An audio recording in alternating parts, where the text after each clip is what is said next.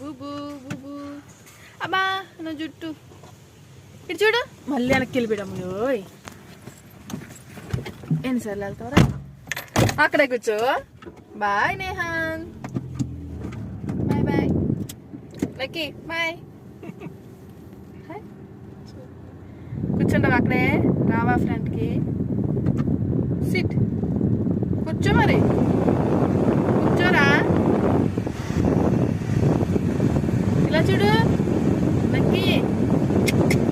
నేహాన్ స్లోగా కూర్చో కూర్చో కార్ స్టార్ట్ చేసి అరే కూర్చో అంటే